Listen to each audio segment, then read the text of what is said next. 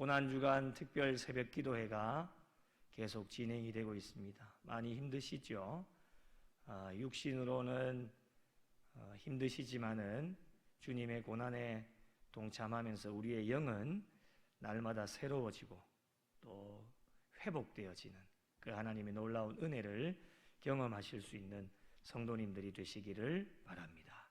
내일 또 새벽이 있기 때문에 최대한 오늘 일찍 끝나도록 한번 해보겠습니다.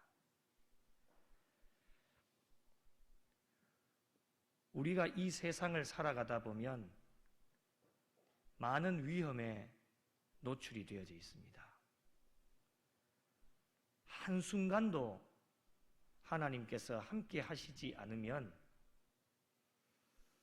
여러 가지 위험에 빠질 수밖에 없는 것이 인간입니다. 어떠한 위험이 있을까요? 질병의 위험이 있습니다. 경제적인 어려움이 있습니다. 전쟁의 위기도 있고요. 각종 사고들로부터의 위험으로 우리는 노출되어져 있습니다. 인간은 스스로가 모든 위험으로부터 대처할 수 있는 능력이 없습니다. 질병의 위험만 봐도 인간이 아무리 많은 것을 가지고 다 이루었다고 해도 한결같은 바람은 나에게는 질병이 찾아오지 않으면 좋겠다라고 늘 생각해보지만은 제 뜻대로 되지 않습니다. 자신 스스로가 질병을 조절할 수가 없습니다. 질병이 못 오게도 하지도 못하고 와도 자신이 어떻게 조절할 수 있는 것도 아닙니다. 그렇기 때문에 인간은 모든 위험으로부터 반드시 의지해야 되는 인생이 되어야 합니다. 피난처, 어떠한 곳입니까? 국어사전에 보면 재난을 피하여 거처하는 곳이 피난처다라고 정의를 합니다. 재난을 피하여 거처하는 곳이 피난처입니다. 근심, 고통, 위험 따위로부터 피할 수 있는 장소나 대상이 피난처라고 말을 합니다. 이것은 세상적인 의미입니다. 이 뜻을 모르는 사람은 아무도 없습니다. 우리 믿는 그리스도인들은 세상적인 의미도 중요하겠지만 우리가 예수를 믿음으로 말미암아 우리는 세상의 의미보다는 영적인 의미에서 피난처라고 하는 것이 우리에게 어떠한 의미가 있을까라고 하는 것에 집중하며 나가야 됩니다. 그렇다면 성경에서 말하는 피난처는 무엇을 의미합니까? 인간을 보호하시는 하나님을 가리켜서 피난처다라고 성경은 우리에게 교훈해 주고 계십니다. 특별히 시편에서 하나님께서 피난처이심을 굉장히 많이 강조를 하고 있습니다. 인간이 하나님을 피난처로 삼는 것은 대적들이나 권력의 압제, 그리고 큰 환난이나 재앙과 같은 위험이 인간들의 주변에 도사리고 있기 때문에 하나님을 피난처로 삼아야 된다라고 우리에게 말씀하십니다. 인간 스스로가 모든 위험으로부터 서두에도 말씀드린 것처럼 해결할 수 있는 능력이 아무것도 없습니다. 아무리 많은 지식을 가지고 있고 아무리 뛰어나고 훌륭하다고 해도 모든 위험으로부터 해결할 수 있는 능력이 아무것도 없습니다. 오직 하나님만이 모든 인간들을 보호하시고 인도하여 주시는 피난처임을 계속해서 우리에게 강조하고 계십니다. 오늘 1절을 한번 보십시오. 하나님은 우리의 피난처이시오 힘이시니 환난 중에 만날 큰 도움이시라. 여러분 믿으시면 아멘 하십시오. 하나님은 우리의 피난처이시오 힘이라고 했습니다. 그래서 환난 중에 만났을 때에 이 하나님을 피난처로 삼을 때에 우리에게 큰 도움이 되어진다고 말씀하십니다. 이 환난이라고 하는 것은 저와 여러분 개인 각자가 이 만나는 환난이 다 다릅니다. 서두에도 말씀드린 것처럼 여러 가지 위험에 노출되어져 있기 때문에 어떠한 환난과 어려움을 당하지는 모두에게 각자가 다 다릅니다. 똑같은 것이 있을 수도 있겠지만요.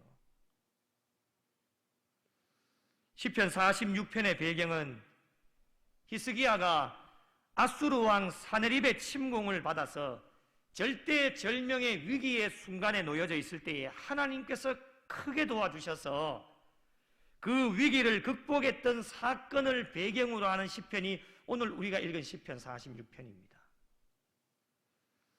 우리가 신앙생활을 하다 보면 환난을 만날 때가 참 많습니다. 인간적으로 생각해 보면 좀 환난 없이 평안하게 지내면 참 좋을 텐데 하나 해결되면 이제는 끝났겠구나 생각할 겨를조차도 없이 또 하나가 생깁니다. 저는 오래 살지는 않았지만 지금까지 그러더라고요. 보니까 야 하나 해결되어서 이제는 자유다 싶으면 또 하나 기다리고 있습니다. 그것이 인생의 삶이고 신앙의 삶이더라고요.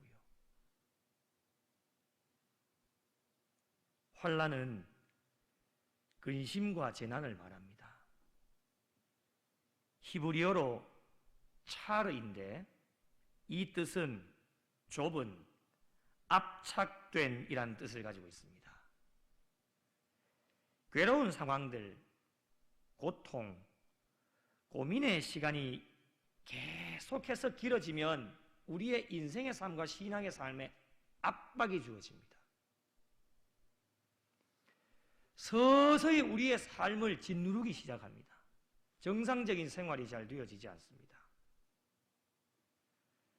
처음에는 견딜 수 있을 것 같아서 조금씩은 버티어보지만 시간이 흐르면 흐를수록 우리 인간들에게는 버티어낼 수 있는 힘의 한계가 있기 때문에 그 이상을 뛰어넘지를 못합니다. 그 이상의 영역은 누구에게 있느냐? 하나님께 있는 것입니다.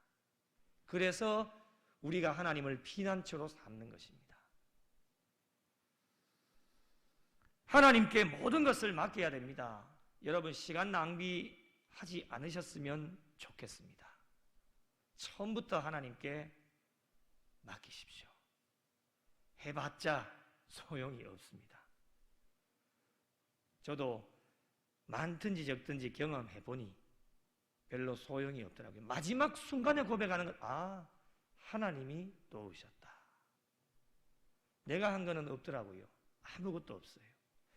땀을 흘리고 헌신하고 수고하고 움직이고 모든 것을 하지만 그 모든 것조차도 다 하나님이 하신 일이에요. 이것을 고백하는 것이 우리의 신앙의 삶인 것이죠. 이 은혜를 고백하지 않으면 어떻게 되어지느냐? 교만이 되어집니다. 내가 땀을 흘리고 내가 열심히 하고 내가 수고했기 때문에 반드시 이루어진 것이 있습니다. 하나님은 사람을 통해서 역사하시기 때문에요. 그 마지막의 순간에 우리가 어떻게 고백하느냐에 따라서 겸손과 교만이 구분이 되어집니다. 하나님 앞에 칭찬을 받느냐 책망을 받느냐 다 이루어 놓고도 한순간에 무너지는 것이 교만하게 되어지기 때문에 무너지는 거예요. 그래서 아무리 지식이 있고 뛰어나고 훌륭하고 잘하는 것이 있어도 우리의 인생의 삶, 신앙의 삶은 처음부터 하나부터 하나님께 맡기셔야 됩니다. 괜히 해봤자 시간 낭비입니다. 이런 시간 낭비를 하는 교회가 얼마나 많이 있는지 모르고요. 시간 낭비하고 있는 예수를 믿는 그리스도인들이 얼마나 많이 있는지 모릅니다. 입술로는 맡긴다고 이야기를 합니다. 그러나 실질적으로 그 삶을 보면 다 자기가 하는 거예요. 하나님은 뒷전으로 하고 잘할 수 있으니까요. 이것마저도 하나님이 주셨는데 말이죠. 그것을 고백하지 않고 시간 낭비하면서 자신이 무엇인가를 해보려고 하는 전적으로 모든 것을 맡기고 하나님만이 우리의 피난처다라고 믿음으로 고백하고 나아가야 되는데, 이 세상이 피난처고 돈이 피난처이며 권력과 명예가 피난처가 되어집니다. 내 지식과 내 건강이, 내 경험이, 그것이 나의 피난처가 되어지는 거예요. 그러다 보니 잘 이루어 놓아도 남는 것은 하나도 없습니다. 공허함 밖에는 남지 않는 것이지요. 그러기에 우리의 모든 짐, 죄의 짐, 환난의 짐, 근심과 걱정의 짐, 모든 짐을 처음부터 하나님께 맡겨야 됩니다. 하나님께 맡긴다고 하는 것은 하나님만이 피난처이심을 스스로가 인정하는 것입니다. 맡기지 않으면 하나님도 나의 피난처가 되지 못하는구나 스스로를 인정하게 되어지는 것입니다. 그래서 맡기는 그 순간에 맡긴다라고 하는 의미 안에 포함되어져 있는 것이 무엇이냐? 하나님은 나의 피난처이십니다. 그러니 내가 하나님 앞에 맡기는 거예요. 신앙생활은 인정입니다. 인정. 하나님을 인정해야 되고요, 예수 그리스도를 인정해야 됩니다. 잠언 3장 6절에 너는 범사의 그를 인정하라. 그리하면 내 길을 지도하시리라. 하나님을 인정하면요, 우리의 모든 길을 지도해 주시는 겁니다. 그러기에 모르는 길, 어떤 환난을 만나도 걱정할 필요가 없습니다. 왜요? 모르는 길을 가도 하나님이 다 인도해 주시는 거예요. 그러니 염려할 필요가 없어요. 하나님을 알고 예수님을 알아도 인정하지 않으면 아무 소용이 없습니다. 세상 사람들도 하나님을 다 압니다. 예수님이 누군지 다 알아요. 지식적으로 다 아는 것이죠. 여러분, 세상 사람들한테 당신 이렇게 살면 지옥 갈 거야 그러면 지옥이라는 단어를 아는가 봐요. 막 기분 나빠해요. 당신 지옥 갈 거야 이러면 무슨 소리 하냐 하면서 뭐 화를 내요. 지옥을 알아요. 아는 거예요. 지식으로 아는 거예요. 지옥을 알면, 그럼 예수 믿으면 천국 간다고 하는 것도 알아요. 아는데 문제는 무엇이냐? 인정하지를 않습니다. 그게 문제인 거예요.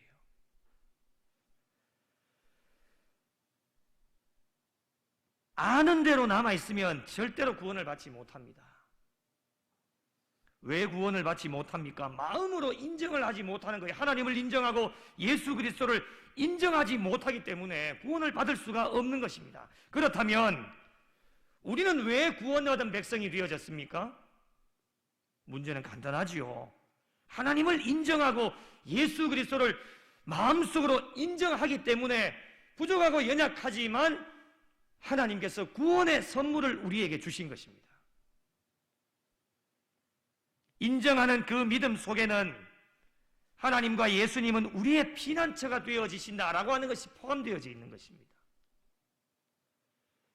그분께 숨기만 하면 우리의 어떠한 어려움과 문제도 다 해결함을 받을 수 있다라고 하는 믿음이 그 안에 포함되어져 있는 겁니다. 그러기에 생명을 보장받습니다. 모든 위험의 세력들로부터 안전함을 보장받게 되어집니다. 하지만 이 세상의 그 어떠한 것도 우리를 보장해 주지 못합니다. 우리는 그것을 깨달은 사람 아니겠습니까? 그래서 세상 것 바라보지 않습니다. 세상에 아무리 좋은 것이 우리 앞에 주어져도 그것 바라보지 않습니다. 그것 붙잡지 않습니다. 왜요? 그것은 우리를 보장해 주지 못하기 때문에, 영원한 것이 아니기 때문에 붙잡지를 않습니다. 그럼 우리는 누구를 붙잡습니까? 우리가 인정하는 하나님과 주님을 붙잡는 것입니다. 돈도, 명예와 권력도, 집도, 건강도, 그 어떤 것도 우리를 보장해 주지 못합니다. 하나님만이 우리의 피난처가 되시고 하나님만이 우리의 힘이 되시기 때문에 여러분 오늘 2절 말씀을 한번 보십시오. 그러므로 땅이 변하든지 산이 흔들려 바다 가운데 빠지든지 3절입니다. 바닷물이 솟아나고 뛰놀든지 그것이 넘침으로 산이 흔들릴지라도 우리는 어떻게 해요? 두려워하지 아니하리로다. 믿으시면 아멘. 정말 아멘이십니까? 그러므로입니다. 결론이 무엇입니까? 하나님이 나의 피난처가 되시고 나의 힘이 되시기 때문에 환난 중에 만날 큰 도움이 되신다. 어떠한 상황요? 엄청난 상황 아닙니까, 여러분? 2절과 3절의 상황이 엄청난 상황 아닙니까? 그런데 왜 하나님께서 피난처가 되어주시기 때문에 이런 엄청난 사건들 가운데서도 우리를 보호해 주실까요? 그 이유는 천재지변을 다스리시는 분이 하나님이시기 때문입니다. 땅과 산, 바다, 바닷물, 이 세상의 모든 만물을 통치하시고 다스리시고 본인 마음대로 하시는 분이 하나님이십니다. 비를 오게도 하시기도 하고 비를 그치게도 하시고 태풍을 주시기도 하고요. 자연의 모든 일어나는 일들이 모든 것이 하나님의 손아귀에서 모든 것이 다 좌지우지 되어진다고 하는 거예요. 그러니 이 천재지변을 다스리시고 주관하시는 전능하신 하나님을 피난처로 삼는 우리 백성들은 어떠한 재난이 우리에게 다가와도 말씀처럼 두려워하지 아니하리로다. 두려워할 필요가 없는 거예요. 천재지변은 사람이 조정할 수 있는 것이 아닙니다. 그러기에 인간은 천재지변 앞에서 손쓸 겨를도 없이 해결할 수 있는 방법이 아무것도 없습니다. 저는 중학교 3년 동안에 울릉도에 있었습니다. 그전에는 파도의 위력이 경험해보지를 않았으니까 잘 모르잖아요. 중학교 때 있는데 저희 아버지가 시무하시는 교회에도 이제 조금 높이 있었는데 그때 태풍이 왔습니다.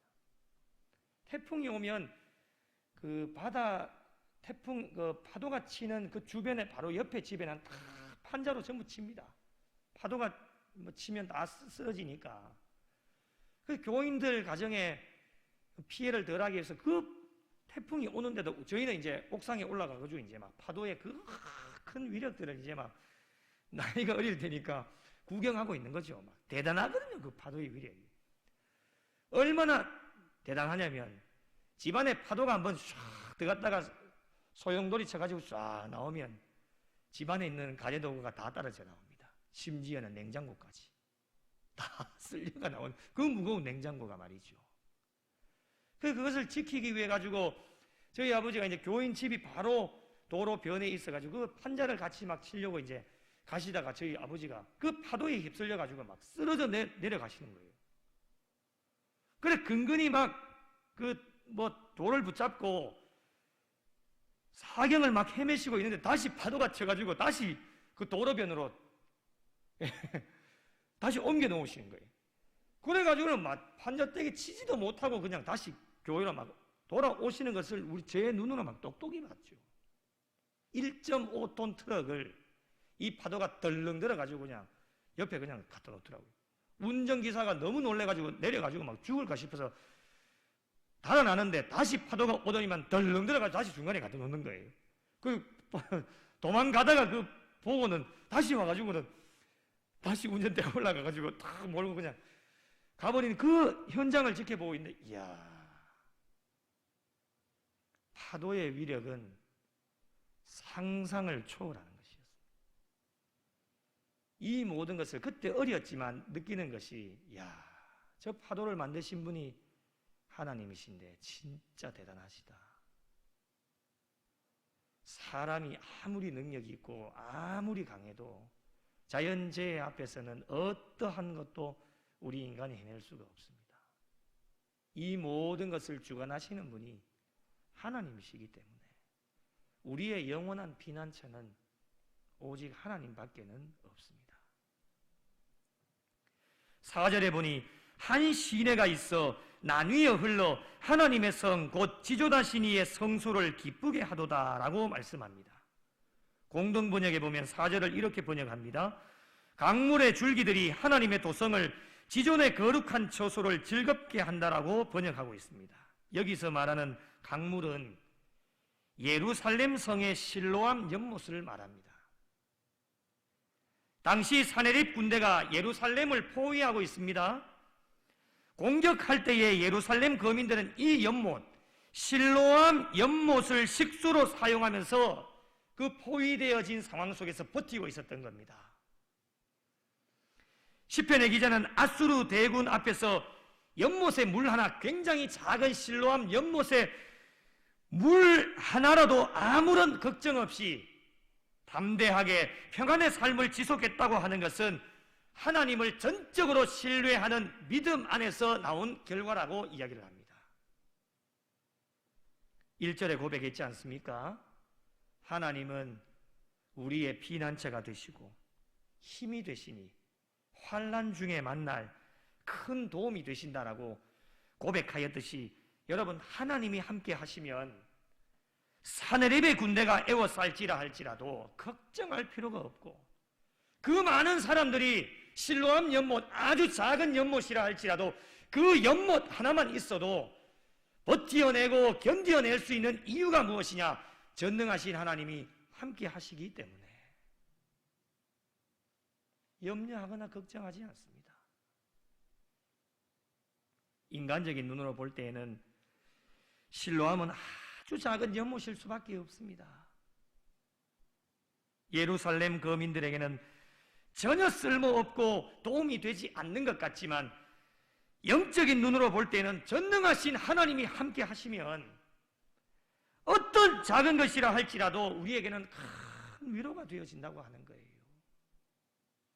그것이 우리의 믿음의 고백 아니겠습니까? 사람의 눈으로 볼 때는 저거 별것 아니에요. 아무것도 아니란 말이죠. 그러나 전능하신 하나님이 함께 하시면 그 작은 것을 통하여서도 하나님의 역사가 일어나고 기적이 일어나고 대단한 것이 이루어지고 큰 도움이 되고 위로가 되어진다고 하는 것입니다. 오병이어를 기억하시죠? 5,000명이 먹고도 12바구니가 남았습니다.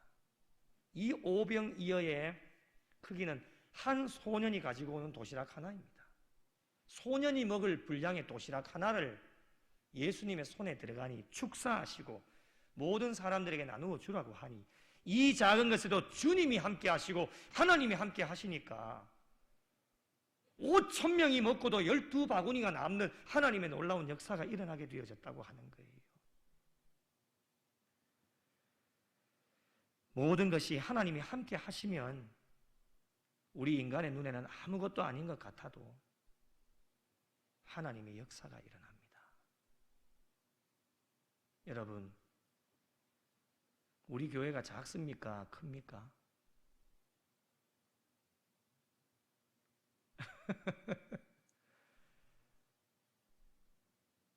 여러분은 큰 자입니까? 작은 자입니까?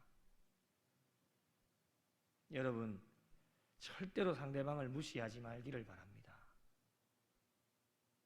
아무리 작고 연약하고 병약하고 가진 것이 없고 배운 것이 없다 할지라도 전능하신 하나님이 함께 하시면 그 작은 생명 한 생명을 통하여서 하나님의 역사가 일어납니다.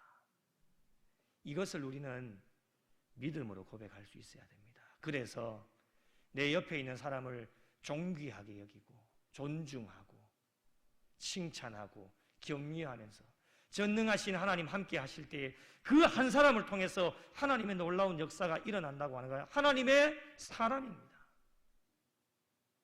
그래서 절대로 무시하면 안 됩니다. 인간적으로 볼 때는 아무것도 없는 것 같고 나약하고 연약하고 쓸모없고 저게 뭐 무슨 도움이 되겠냐 이런 마음이 들지만 그건 우리의 인간의 판단입니다. 전능하신 하나님이 함께 하시면 역사가 일어납니다. 기적이 일어납니다. 지금까지 하나님의 사역은 그렇게 이루어져 왔고 앞으로도 그렇게 이루어져 갈 겁니다.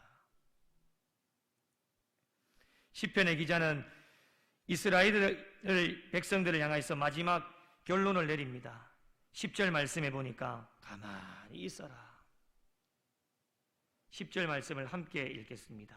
시작. 이러시기를 너희는 가만히 있어 내가 하나님 됨을 알지어다. 내가 문 나라 중에서 높임을 받으리라. 내게 세가 중에서 높임을 받으리라 하시도다. 아멘. 여러분, 오늘 이 시편 기자가 하나님은 피난처이시오 힘이시오 환난 중에 만날 큰 도움이시다, 이것을 우리가 믿음으로 고백하면서 하나님 인정하고 예수님을 인정하면 그걸로 끝나는 겁니다. 가만히 계시면 됩니다. 가만히 있어라. 전쟁의 위협이 있고 대적들의 침략과 원수들의 조롱이 있고 엄청난 위험의 순간이 다가와도 가만히 있으라는 거예요. 그리고 하나님 됨을 알지어다. 하나님께서는 이스라엘의 하나님이시기 때문에 절대로 하나님을 떠나지 않을 것이다. 이스라엘은 하나님의 택한 백성이기 때문에 절대로 하나님께서는 이스라엘 백성들을 버리지 아니하실 것이다 라고 하는 것을 알라고 하는 거예요. 이것이 우리의 믿음 생활의 인정입니다. 인간적으로 볼 때는 가만히 있으면 모든 것이 멈추어져 있는 것 같고 일이 진행이 되어지지 않는 것 같이 보일 때도 있습니다. 그러나 여러분, 우리의 삶을 주관해 나가시는 분이 하나님이시기 때문에 사람의 눈에는 보이지 않는다 할지라도 하나님은 지금 이 순간에도 우리 구미 영락교회를 위해서 일하고 계시고 우리 각자 한 사람을 위해 일하고 계시고 우리 구미 영락교회에 속한 모든 성도들 지금도 생업과 일터 가운데 열심히 최선을 다해 일하고 계시는 분들 가운데도 역사하고 계시고 이번 요양 중에 회복 중에 있는 우리 성도들 가운데도 지금도 역사하고 계시고 일하고 계신다고 하는 것을 우리는 믿음으로 고백할 수 있어야 됩니다. 11절에 만군의 여호와 하나님께서 우리와 함께 하시니 야곱의 하나님은 우리의 뭐라고요? 피난처시로다. 할렐루야. 사랑하는 성도 여러분, 우리의 진정한 피난처는 오늘 다시 한번 말씀을 통해서 확인하였지만 우리의 진정한 피난처는 하나님이십니다. 세상의 많은 어려움과 위험의 순간이 우리 앞에 도사리고 있다 해도 코로나19가 지나가고 이것보다도 더 큰 어려움이 우리에게 다가온다 할지라도 절망하거나 실망하거나 낙심하지 마시고 하나님만이 우리의 피난처가 되신다라고 하는 것을 날마다 고백하시면서 하나님께 모든 것을 처음부터 다 맡기시면서 나아갈 때에 이전에도 하나님은 우리에게 승리를 주셨지만 오늘 또 승리하게 하시고 앞으로 남은 여생도 하나님을 인정하고 예수님을 인정하며 나의 모든 삶의 우리의 피난처는 하나님이시다라고 하는 것을 인정하며 나아가면 반드시 승리는 우리의 것이 될 수 있게 될 것입니다. 우리의 영원한 피난처이신 하나님으로 앞으로 남은 여생도 승리하는 성도들이 되시고 피난처이시며 힘이 되시는 하나님을 통해 날마다 승리하는 삶을 사셔서 하나님을 기쁘시게 해드리고 하나님께 영광 돌리실 수 있는 복된 성도들이 다 되시기를 예수님의 이름으로 축원합니다.